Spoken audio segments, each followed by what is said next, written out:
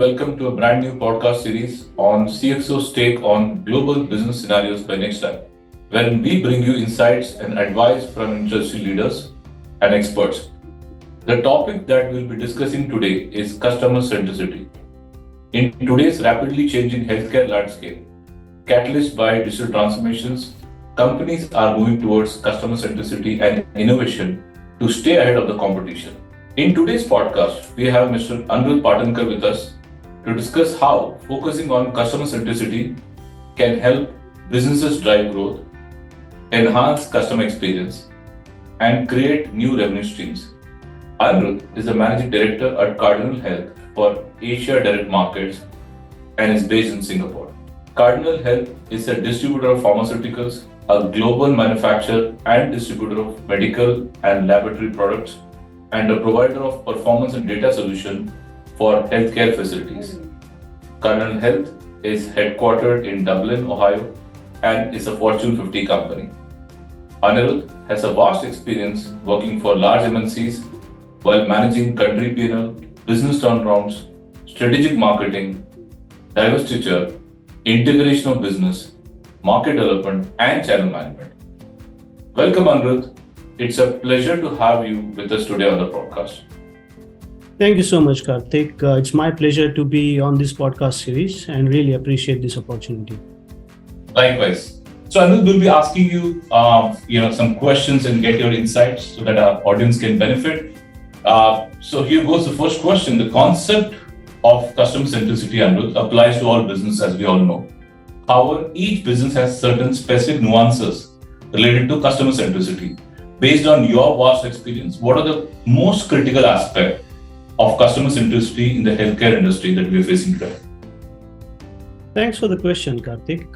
It's interesting. In my opinion, the nuances around customer centricity, they actually stem from the definition of customer itself. Who is our customer? Very simply put, the customer is someone who buys products and services. However, as you start closely looking into the specifics of different business models, whether it's B2C, B2B, this definition needs further development. Specifically in the medtech industry, the buyer may not be the user of the product or not even the beneficiary of that product.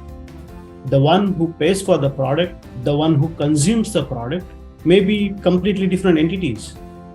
Most medical devices are developed with patient well-being in mind, but they are usually purchased by providers or hospitals either through government or private budgets and are deployed by surgeons, physicians, healthcare professionals in a variety of different settings. It's only after this that the medical product is used for treating the patient.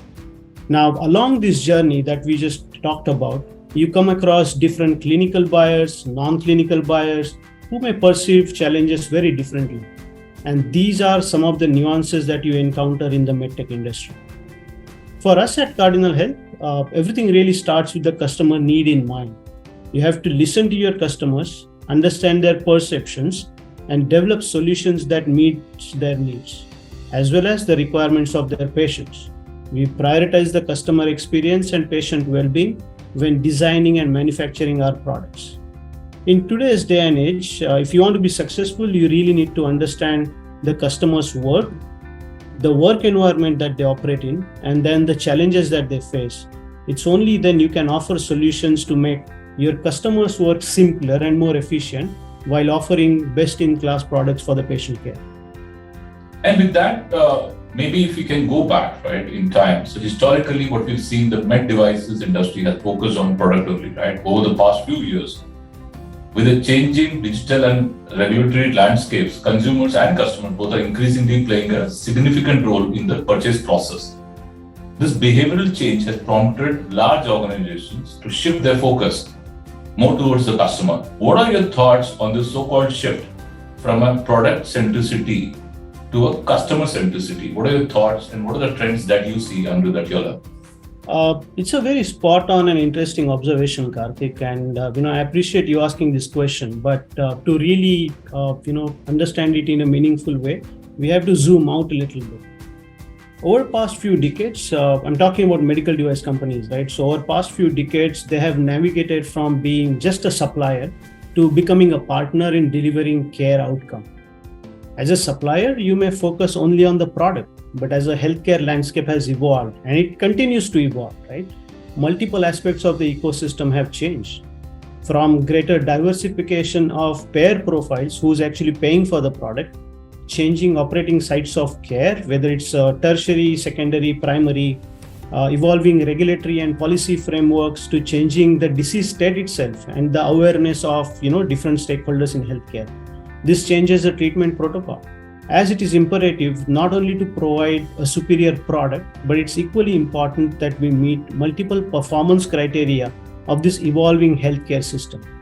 Addressing customer needs at the same time requires business model innovation. It's not just about the product. Many a times it certainly goes beyond the product offering that a company has. And this is how customer centricity slowly took the center stage. It is enabling us to be essential partner in providing optimal patient care. At Cardinal Health, it was not about shifting the focus, but actually bringing in even more close and bringing in even greater emphasis to our customers on how we can better meet their needs and that of their patients. Delivering clinically differentiated products while also maintaining a seamless customer experience is crucial.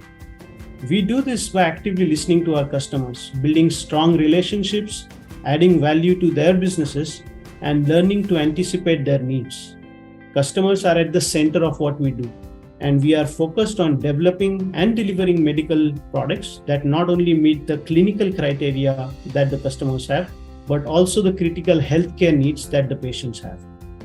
No, thanks for this perspective. Actually, when you look at it, especially the thought around actively listening to our customers, right? And therefore, when you listen, you understand, you build a very strong relationship, and more towards what do they need and what the future needs might look like. But from that perspective, there's one thought that is kind of, I think in our mind is, how do we gather customer information, right? Which is being so fundamental of being customer centric in the first place.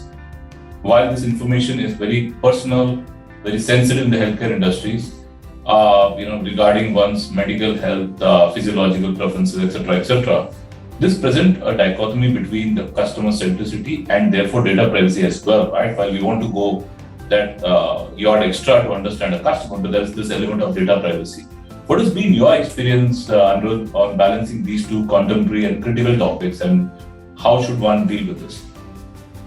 Today we are in the era of technology and the age of data, right? So Kartik, it's pretty common to come across businesses whose entire business model revolves around monetizing data. So data management in healthcare is a very sensitive area as well, as you rightly pointed it out.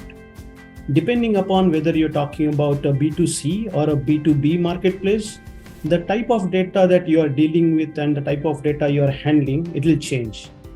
You'll also have to make a distinction between the different types of data, whether it's personal information, demographic, socioeconomic, disease-related, or publicly available information.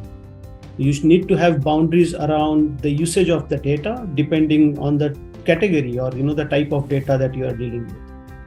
Over the past few years, with evolving medical legal guidelines, safety protocols, and enhanced controls around data handling, the industry has made good progress in enabling data-driven customer centricity, while at the same time maintaining data privacy. There are also specific user consent requirements before certain type of data can be even collected. Focusing on customers and their needs is absolutely crucial for the long-term success. Similarly, ensuring data, whether it's customer or patient information, and that's used securely and stored securely, utilized properly, is non-negotiable as well.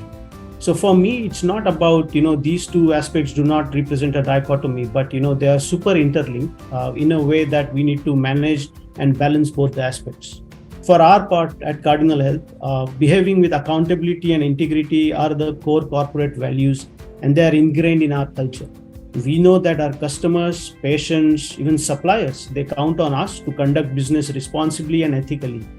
Keeping sensitive information secure is foundation to business integrity.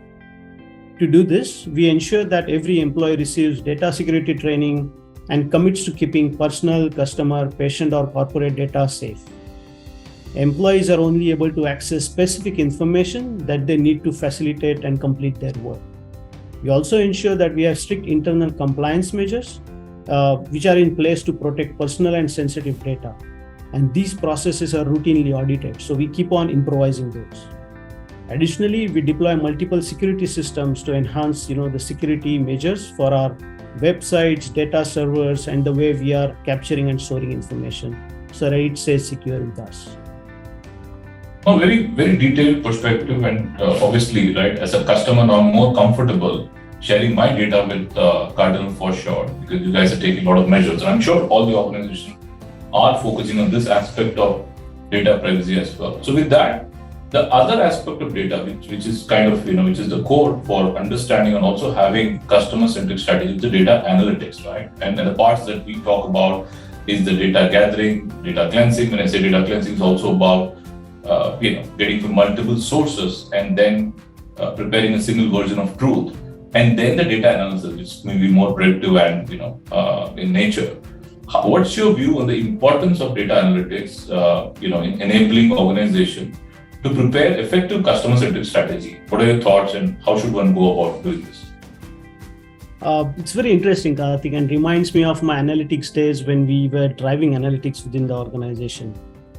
Data by itself has fairly limited value. The power of data really depends on the quality, how it is analyzed, and the organizational capability to draw insights. The insights that you generate from data, when they're augmented with the empirical problem solving, there comes the value add from data. Companies, that really start with the end goal or end objective in mind, even before you start gathering data or, designing different survey tools. Those are the companies who will probably do well because they would have defined the problem well. They will look at the data-driven insights more closely and, can draw benefit out of it. For deeper and actionable insights, you have to look at multiple data sets, as you rightly pointed out, right? Whether those are CRM data sets, customer experience feedback, clinical patient outcomes, organizational data sets, which are pretty transactional but very important. These all data sets, they form different pieces of puzzle. You can put them together only through an analytics capability, and only then the clear picture could emerge. At Cardinal Health, we adopted digital technology to increase the reliability of data and derive actionable insights to improve the way we support customers and patients. We have worked to harmonize data in different systems to improve everything from demand forecasting to product delivery. This has helped us to become more agile and enabled us to respond to our customer needs quickly. Just to share an example, at the height of COVID-19 pandemic, we deployed a predictive analytics to develop new supply chain visibility tools, which enabled a better and faster flow of information to our customers. That allowed us to better gauge customer needs, increase medical product visibility across the supply chain in real time, and that really minimized supply disruption for our customers. Really, really interesting. And the example that you gave, it talks about a lot of innovation while there's a availability of time and the tools, etc. Right? So, very, very interesting example you gave. So that brings to another question on the side, right? So how do you therefore infuse customer centricity into the innovation strategies, and like the example that you just gave? How do you go about doing it, right? How do you infuse that, customer centricity is still the key focus while there are a lot of innovation, the strategies are built around that? What's your take on that? Right. So, Kartik, I truly believe that meaningful innovation is outcomes focused. It offers a better, more sustainable approach to solving customers' problems. Knowing your customers' needs, the ecosystem that they operate in, your customers' goals and performance measures is as important or sometimes more important than knowing even your own organization's core capabilities. For achieving this, you need a diverse, multi-talented team who can spot the customer needs and devise practical solutions. I also believe where possible, you should involve your customers early enough in evaluating the solutions. Incorporate their feedback before you decide to commercialize innovation. Cardinal Health has adopted a customer-centric innovation philosophy. We focus on creating solutions based on our deep understanding of customers' needs and improving patient outcomes. Again, just to give you an example, our Kangaroo Connect enteral feeding platform, which can transmit volume data delivered by a feeding pump, nutritional delivery pump, in real time under the network connection in order to allow nurses to remotely monitor the patient feeding. This helps improve nutritional delivery to the patients, drawing the patient benefit, at the same time frees up time from the care providers. In short, innovation is critical to the success of any organization, and we believe that customer-centric innovation really offers a long-lasting competitive edge. Interesting, and thanks for the insight. So, thank you, Anirudha, for a very, very informative session on healthcare excellence, especially on customer centricity. And I'm very sure that all our listeners have benefited from your insights. Thank you, everyone, for listening in. If you have any questions or have suggestions for future topics, please write to us at thinknext@nextgen.com. Thank you, Anirudha, once again. Thank you, everybody. You all have a great day. Thank you so much, Kartik. It was my pleasure. Pleasure. Thank you. Bye-bye.